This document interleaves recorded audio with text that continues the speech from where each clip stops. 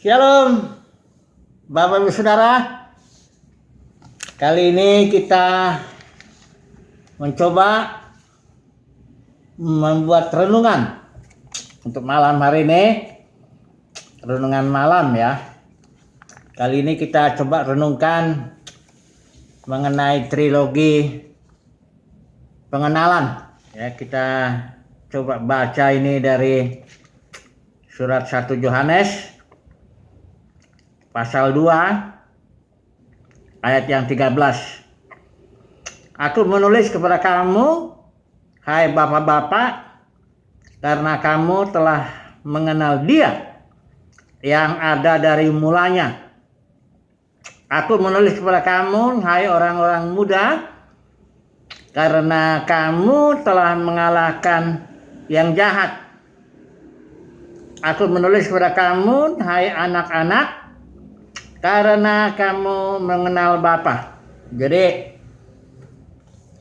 trilogi ini artinya ada 3. Saya menyebutnya ini pengenalan karena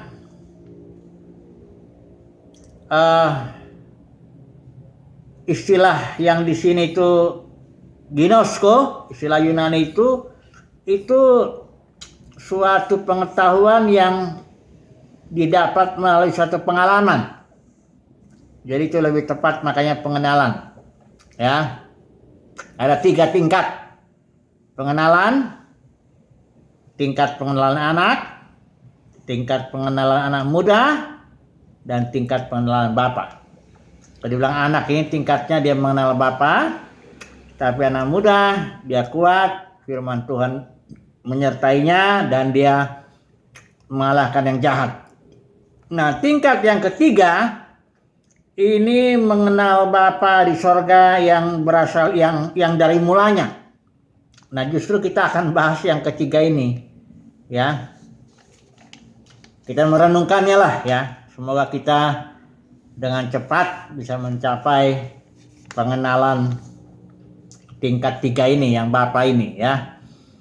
Nah, ini sebenarnya pengenalan ini sesuatu yang sangat penting karena Tuhan selalu memulai daripada memberikan pengalaman. Maksudnya pengenalan ini bukan buah dari belajar teori ya, bukan itu, tapi mengenal dalam arti ginosko ini lahir dari suatu fellowship, suatu pengalaman bersama dengan Tuhan.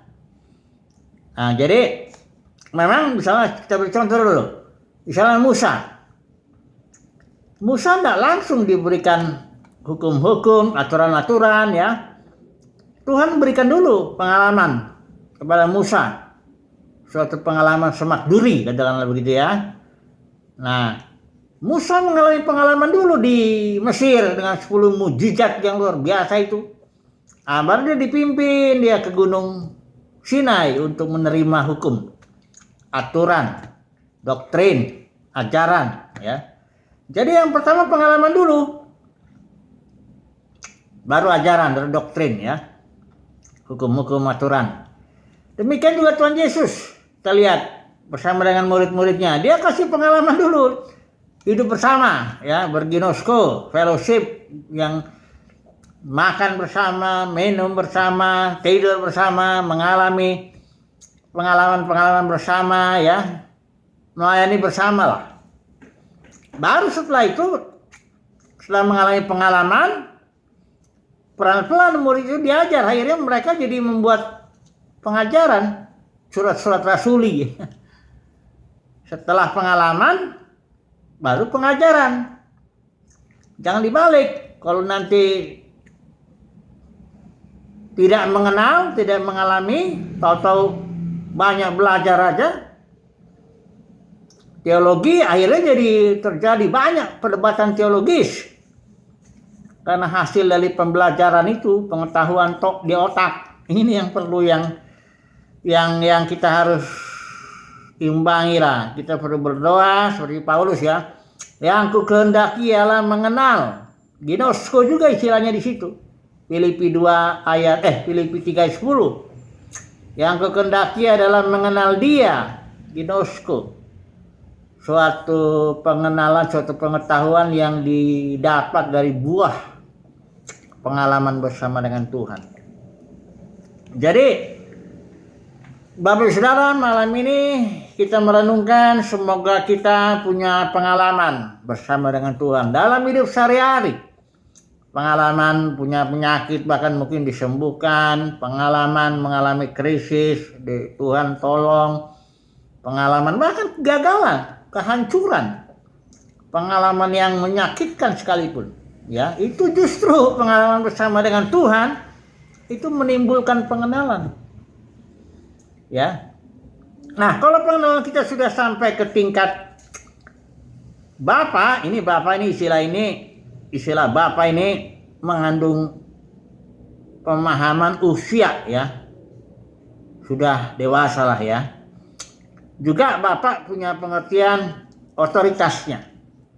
Seorang Bapak punya otoritas, ya. Nah, coba dulu saya sharekan dulu pengalaman saya setelah mengalami pertemuan, katakanlah begitu ya, fellowship dengan Bapak. Ada 3 setidaknya hasilnya, ya. Ini saya share pengalaman ini, ya. Tiap orang barangkali pengalamannya beda, saya tidak tahu. Tapi saya mengalami.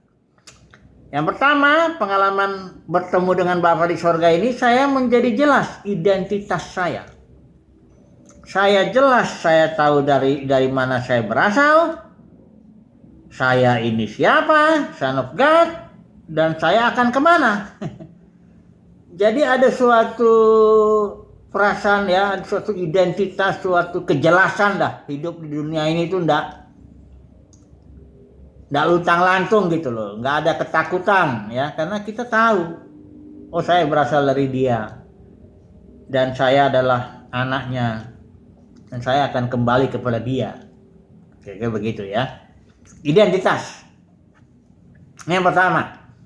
Yang kedua, pengalaman saya bertemu dengan Bapak ini, fellowship, bertumbuh dalam Bapak ini, saya semakin mengerti rencananya, ya, bahwa segala sesuatu itu memang berasal dari Bapa. Bapa menciptakan begitu, akhirnya dia sebenarnya memutar suatu suatu cerita lah, ya. Sedemikian akhirnya nanti semua itu akan kembali lagi kepada Dia. Kayak cerita anak yang hilang gitu. Segala sesuatu dimulai dari rumah Bapa. Bergeraklah ini anak yang hilang ini kan, sampai suatu titik terjadi pertobatan, anak ini balik. Sehingga Bapak bisa mengekspresikan Bapak menjadi semua dalam semua. Ini rencananya nih. Saya mengerti bahwa semuanya nanti akan kembali kepada Bapak. Karena ini memang rencananya. Ini yang saya pahami. Dari pengalaman, ya. Bahwa Bapak akan bukan menjadi sebagian. Sebagian orang dipilih gitu, ya. Sebagiannya lain di neraka kekal, enggak gitu. Tapi Bapak menjadi semua dalam semua. Artinya ciptaan ini seolah-olah begini, ya, keluar dari Bapak ini, dia mutar ciptaan ini dan akhirnya dia kembali lagi kepada Bapak. Jadi Bapak itu katakanlah dia memperluas diri dengan cara suatu cerita yang luar biasa ini dan akhirnya balik. Bapak menjadi semua dalam semua. Tadinya Bapak sendiri, ya, misalnya begitu, ya. Dia adalah satu, tapi kemudian dia menjadi semua di dalam semua. Memperluas diri, ya, kayak saya Bapak nih. Anak saya 3. Saya memperluas diri saya melalui istri saya, bantuan istri saya. Saya memperluas diri menjadi 3, ya. Melika, David, Maria, anak saya 3 ini. Jadi kalau mau mengenal saya, sebenarnya ini mengenal yang 3 ini sama aja itu. Karena saya itu bukan cuma yang ini. Tapi saya telah memperluas diri saya dengan bantuan istri 3 ini. Kami satu sebenarnya, kami satu. Satu keluarga, ya. Begitu Bapak di sorga begini nih. Bapak semua dalam semua. Ini yang kedua yang saya alami, ya, pengalaman, ya. Yang ketiga, saya mengalami bahwa Bapak itu sebenarnya sumber segalanya. Dialah yang menyebabkan segala sesuatu itu. Tak ada sesuatu ini bergerak yang bukan daripada Dia. Segala sesuatu berasal dari Dia, oleh Dia, dan kepada Dia. Ada rasa aman ya yang luar biasa ya, segala sesuatu di tangan Bapa ya, segala sesuatu di dalam Bapa. Alkitab juga bilang kan begitu kan, burung jatuh, tidak ada yang terjadi di luar kehendak Bapa. Semuanya di dalam kehendak Bapa. Paulus juga bilang gitu. Kepada orang yang belum percaya itu, dia bilang gini, kita ini hidup di dalam Dia, oleh Dia. Kita bergerak, kita ada karena Dia. Jadi benar-benar Bapa ini menjadi segalanya lah. Segala sesuatu berasal dari Dia, oleh Dia, dan kepada Dia. Inilah kurang lebih saya mau sharekan kepada kita semua pengalaman saya fellowship dengan Bapa di sorga, menimbulkan identitas yang jelas, membuat saya memahami rencananya, dan membuat saya yakin bahwa memang segala sesuatu berasal dari Dia, oleh Dia, dan kepada Dia. Haleluya, amin.